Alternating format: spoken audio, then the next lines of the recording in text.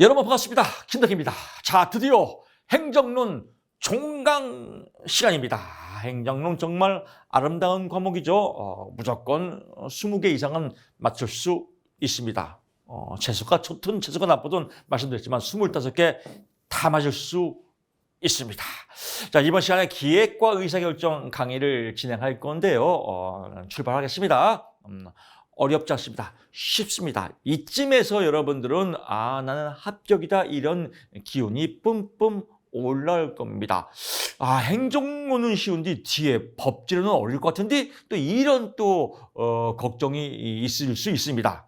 법제론도 재밌습니다. 시험에 나오는 게 뻔합니다. 번데기 과목입니다. 뻔뻔뻔뻔뻔뻔 번데기 과목 법제론이다. 이 얘기는 뭐냐면요. 나올 게 뻔하다. 똑같이 나온다. 그렇습니다.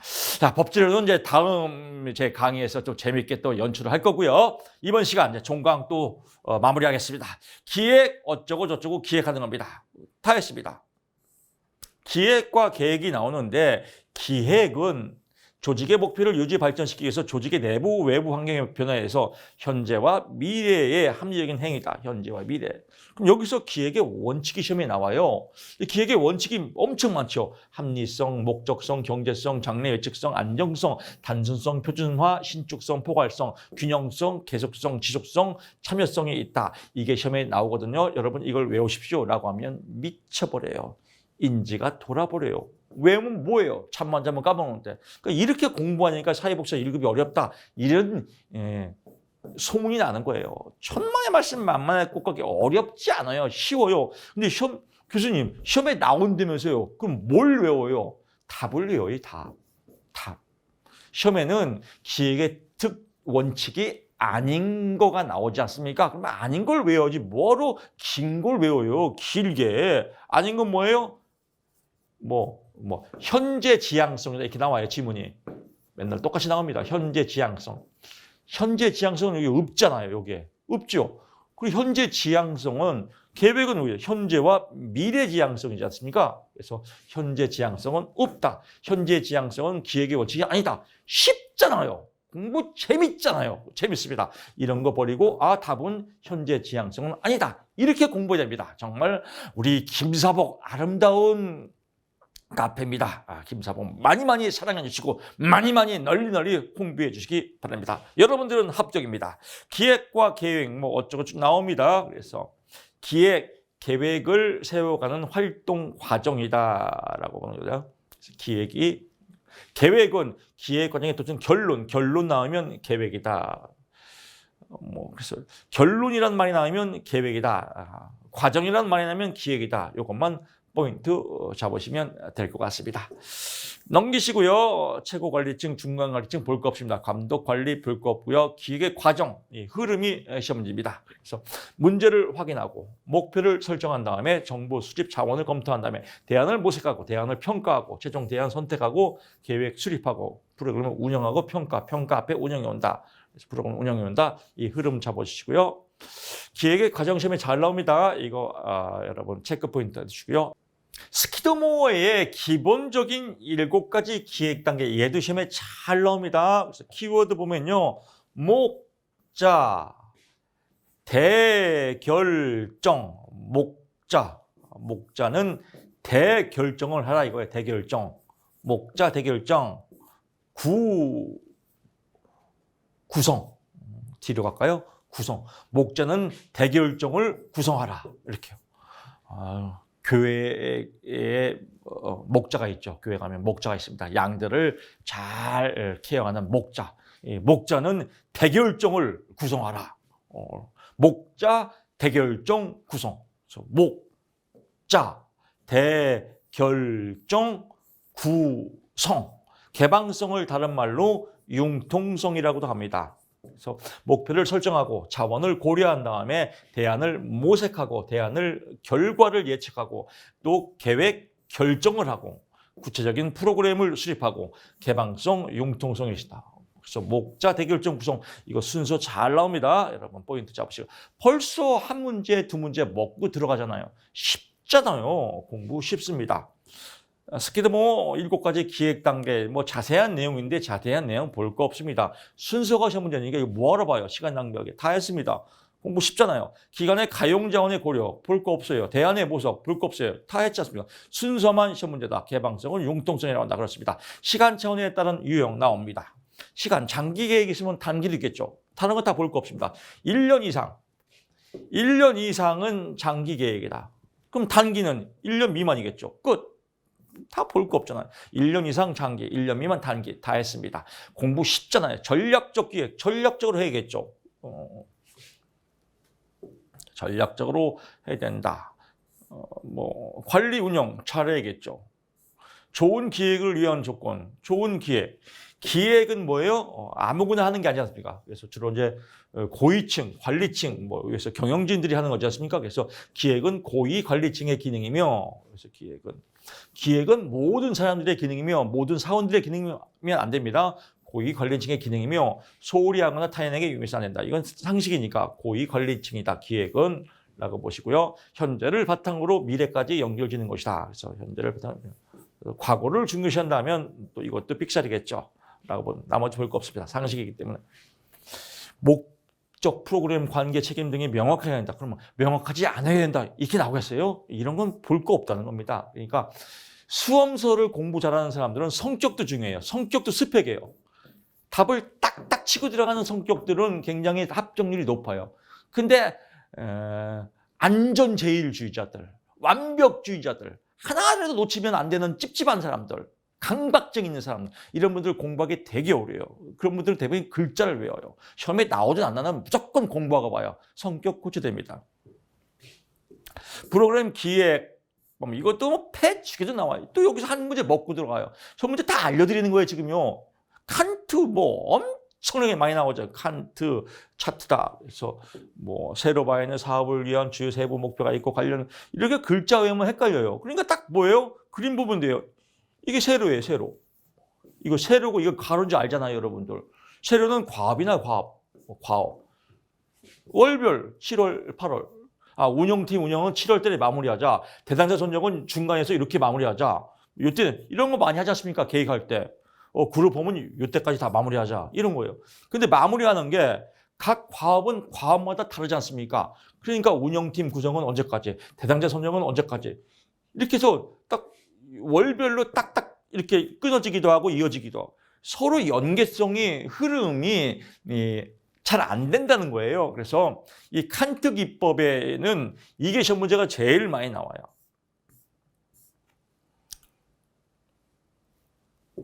세부적인 활동은 열별로 이렇게 딱 짝대기만 긋기 때문에 세부적인 활동은 포함되지 않으며 과업이나 활동 간의 연결 과정도 표시되지 않는다니까.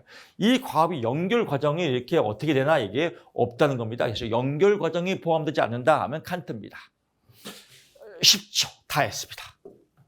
방침 계획입니다. 방침, 그래서 PDCA 나오면 방침 관리 계획이다. 이것도 시험문에 나옵니다. P는 뭐예요? 플랜. 계획이 나오고요. 행동, 활동이 나오고. 이건 계획입니다. 계획. 체크, 평가가 나온 다음에. 액트, 이건 뭐예요? 조정, 조치. 이 네 가지 흐름을 방침 관리 계획이다. 그래서 계획, 활동, 평가, 조정을 조치라고도 합니다. 다 했습니다. 쉐듀 그래프 나옵니다. 이것도 이제 월별 활동 계획이라고, 월별 활동 계획 카드다라고 나오는데요. 쉐듀 그래프이다. 이것도 그림 보면 쉬워요. 이거 다 볼 거 없습니다. 이겁니다. 월별로 7월 달에는 뭐 하고, 이게 왜 잘 안 찍히죠? 7월 달에는 뭐 하고, 8월 달에는 뭐 하고. 칸트하고 비슷하죠? 그래서 칸트랑 비슷하다. 뭐라고 보시면 됩니다. 얘도 마찬가지로 과업들이 연결 과정이 안 되어 있다. 그래서 시간에 따라 변경하는 것은 편리하지만 업무 간의 상관관계를 파악하는 데는 적절하지 않다. 칸트하고 똑같다라고 보시면 될 것 같습니다. 펄트 갑니다. 펄트 시험에 이게 제일 많이 나온 것 같아요. 펄트. 프로그램 평가 검토 기법이다. 프로그램 평가 검토 기법, 영어로 펄트라고 나올 때 있습니다. 그래서 알아두시고요. 이거 외우면 게토레입니다. 펄트가 프로그램 평가 검토 기법 아시지 않습니까? 이 내용은요, 예를 들면 이겁니다. 예를 들면, 이거 시험에 많이 나와요. 예를 들면, 그 전기차 회사 만든 사람이 누구죠? 머스트인가? 있죠, 머스트. 전기차도 만들고, 우주선도 만든다고 하지 않습니까? 이런 거, 전기차를 만들어서 이 전기차 만든 돈 갖고 우주선을 만들어야지, 우주 여행을 만들어야지. 이렇게 큰 우주, 지구를 떠나서 우주로 간다, 이런 큰 계획을 만들 때 쓰는 이런 방법을 프로그램 평가 검색 기법 펄트라고 한다. 뻘쭘한 사람 머스트. 그래서 펄트 나오면 must 이렇게 연관하면 여러분이 이해가 갈 겁니다. 그러니까 뭐예요? 펄트, 우주선 계획을 하는 거예요. 그러니까 단기가 아니라, 사이즈가 작은 게 아니라 뭐예요? 대규모 프로젝트다. 대규모 프로젝트 하면 펄트다라고 나오고요. 그래서 1번 나왔습니다. 이거는 일단 우주선을 만들려면 그 다음에 뭘 만들어야 돼요? 우주선 엔진을 만들어야 돼. 엔진 만드는데 뭐 해야 돼요? 발사대를 만들어야지. 이렇게 결정을 해놓고 거꾸로 가는 거예요. 이렇게 목표를. 그래서 이게 시험 문제입니다. 목표를 정해놓고 활동의 상호관계 쭉 연결을 하는 건데요. 과업과 활동이 역방향이다. 이게 시험 문제. 역방향. 그러니까 일단 그래, 우주 여행 가. 그럼 우주선을 만들어. 발사대를 만들어. 이렇게 목표를 거꾸로 이렇게 실행하는 방법이다라고 해서 역방향이다. 시험에는 순방향으로 나오겠죠. 목표는 순방향이지. 순전한 먹으세요. 펄트는 순방향이 아니라 역방향으로 연결한다. 이게 시험이고. 그 다음에 우주선을 만들려면 뭔가 여기서부터 우주선을 만들어야 될 거 아니에요. 그래서 뭐 계획서부터 만들 거죠. 그래서 임계통로라고 해요. 임계경로다라고 하는 겁니다. 가장 긴 시간이 걸리는 경로. 여기서부터 여기까지 가장 시간이 걸리는 이 긴 시간을 임계경로, 임계통로라고 한다. 그래서 행사의 인쇄망 속에서 보면 연쇄망 속에서 가장 긴 시간이 걸리는 통로, 여러분 이게 시험 문제입니다. 가장 짧은 시간이 경로라고 나와요. 시험 문제는 가장 짧은 시간이 아니라 가장 긴 시간이 걸리는 경로를 임계통로, 임계경로라고 한다. 근데 여기서 또 말장난이 들어가요. 또 기획자 최종 행사에 돌아가는데 소요되는 꼭 필요한 시간, 최종 목표를 달성하는 데 있어서 최소한의 기간이 나와요. 얘랑 또 헷갈리거든요. 그러니까 여기서부터 여기까지, 처음부터 끝까지 가장 긴 시간이 걸리는 경로를 임계통로라고 하고, 이 정도 시간은 반드시 필요하다. 반드시 필요하다가 뭐예요? 꼭 필요한 시간이죠. 그러니까 필요한 최소한의 기간이에요. 이만큼은 최소한의 기간이 필요하다 이거예요. 그래서 말장난이에요. 최소한의 기간과 가장 긴 시간이 걸리는 경로는 똑같은 의미예요.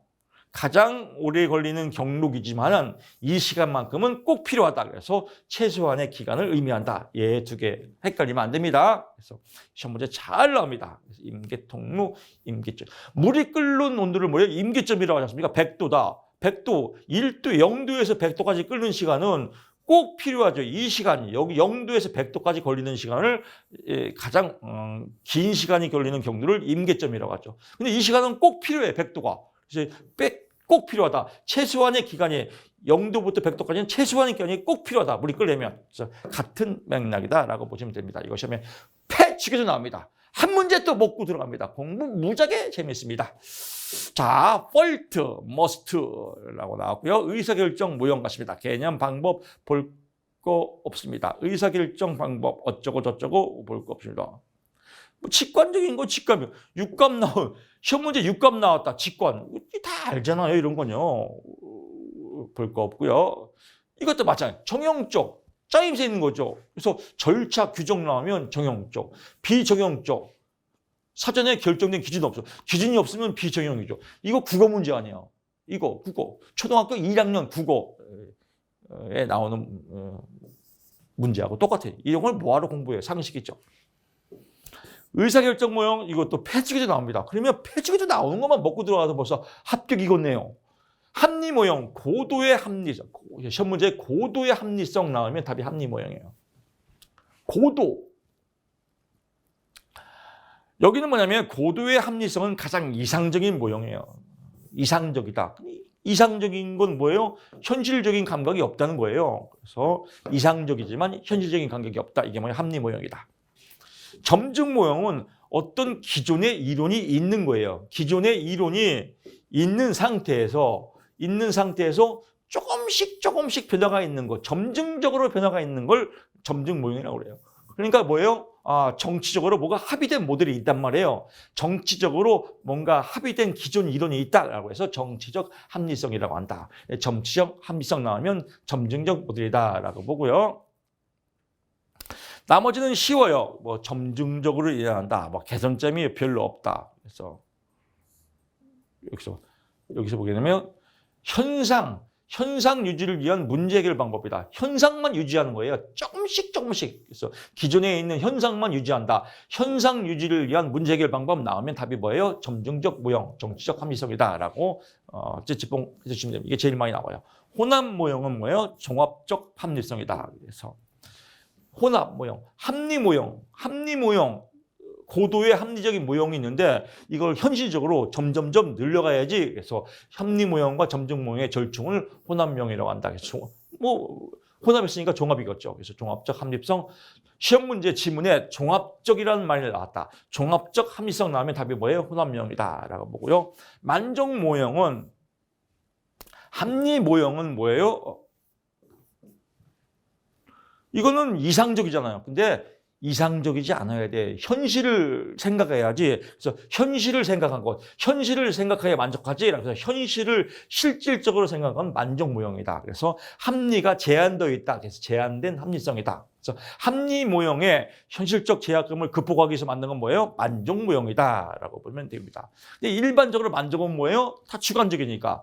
주관적이고 만족을 객관적으로 기준할 수 없다. 뭐 이런 단점이 있다라고 보고요. 초합리성 더하기 경제적 합리성, 지적 합리성. 그래서 경제적 합리성. 그래서 얘 다 외우려면 또 스트레스 받아요. 그러니까 우리 시험 객관식 시험이거든요. 그냥 나는 몰라. 그냥 시험 문제 뭘 더하고 했는데 경제적 합리성이 나왔다. 경제적 합리성, 경제적 최적. 최소의 비용으로 최대의 효과를 얻는 게 가장 최적 이상적인 방법이다. 해서 경제적 합리성 나오면 답이 최적 모형이다. 그래서 이렇게 찌찌뽕 연결을 해야 돼요. 이걸 외우는 게 아니에요. 경제적 합리성 나오면 최적 모형 끝. 지나치게 주관적이며 만족의 정도를 결정할 수 없다. 만족 모형라고 포인트만 잡으시면 될 것 같고요. 쓰레기통 모형 아주 이거 우리 시험 엄청나게 많이 나오죠.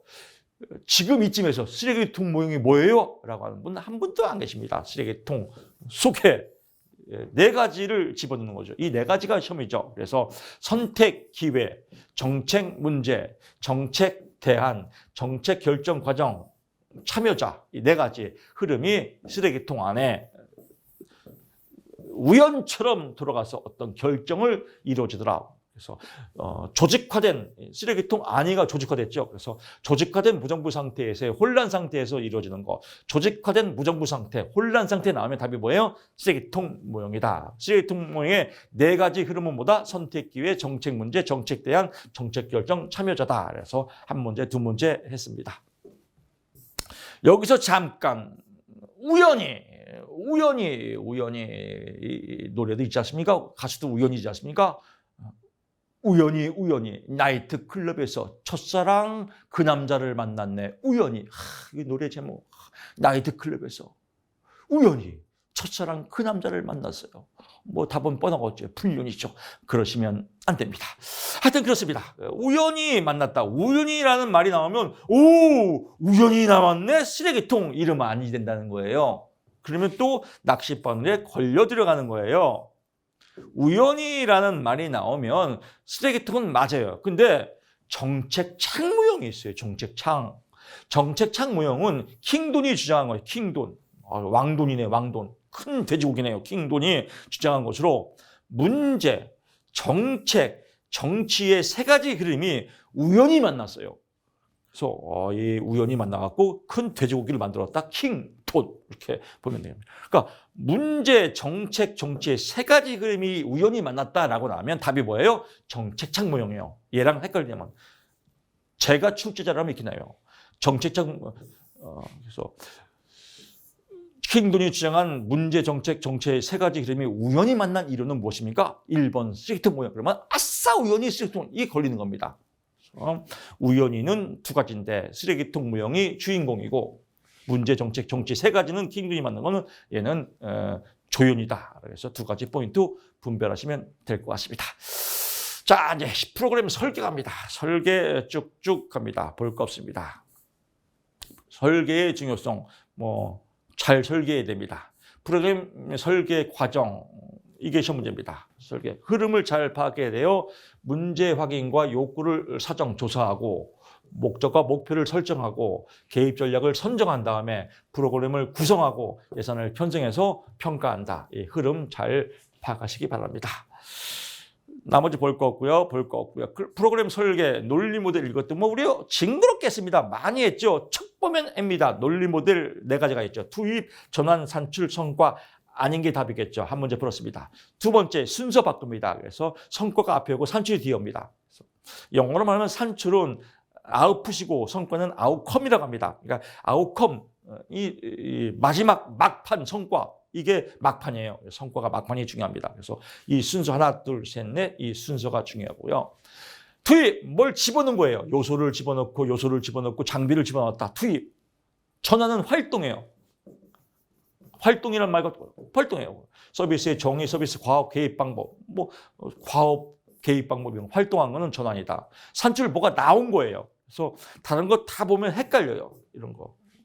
그래서 서비스 참여 횟수 몇 번 했냐, 출석률이 몇 번이냐, 총 시간이 몇 시간 걸렸냐. 그래서 횟수, 총 시간, 출석률 주로 이렇게 나와요. 출석률이 몇 프로냐, 횟수는 몇 번 했냐, 횟수가 출석률과 맥락을 같이 하겠죠. 총 시간은 몇 시간 걸렸냐. 이런 거 나오면 무조건 답이 산출이다.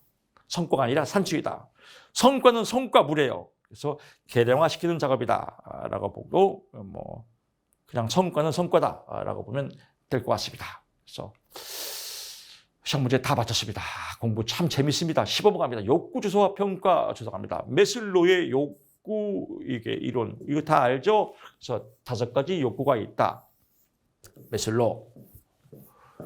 그래서 첫 번째 뭐가 있어? 생리적 똥을 좀 싸는 거, 생리적 먹고 사는 거, 생리적 욕구, 안전의 욕구, 소속과 애정의 욕구, 자아 존중의 욕구, 자아 실현의 욕구가 있다. 이거는 하위 욕구가 해결돼야 그 다음에 올라간다라고 나오고요. 우리 시험에 또 나오는 거, 알덮어, 알을 덮어라. 그래서 알덮어에 ERG 이론이 있다. ERG. 그래서 ERG는 뭐요? 존재, 관계, 성장 이론이다라고 하는데 여기까지를 존재, 여기까지를 관계, 여기까지를 성장 이론으로 나오는데 이 ERG 이론의 특징은 뭐예요? 얘가 안 이루어지면 이 밑으로 또 내려올 수 있다. 그래서 관계가 잘 안 되면 존재로 내려간다. 그래서 메슬로우 욕구에는 점점점 상층으로 올라가지만 알덮어는 알을 덮었다 안 덮었다 왔다리 갔다리 한다. 이거 체크 포인트 해두시면 될 것 같습니다. 브래드 쇼입니다. 나이트 쇼가 아니라 브래드 쇼의 규범입니다. 규범. 규범은 뭐예요? 전문가가 만들었지. 규범을. 전문가가 만들었다. 전문가가 어떻게 만들었어요? 규정했으니까. 전문가 규정 나오면 답이 규범점 욕구다. 끝. 넘어가면 될 것 같습니다. 지역사회 공개 토론회, 포럼 여럿이 모여서 하는 겁니다. 그래서 조사자가 지역사회 모든 사람이 참여할 수 있는 공개적인 모임을 주선하여 이 모임에 논의되는 지역사회 욕구나 문제들을 파악하는 거, 이걸 무엇이라고 합니까? 라고 하면 답이 지역사회 공개 토론회, 포럼, 이게 답입니다. 그래서 공개적인 모임 하면 답이 뭐예요? 공개 토론회, 포럼이다 라고 보면 될 것 같고요.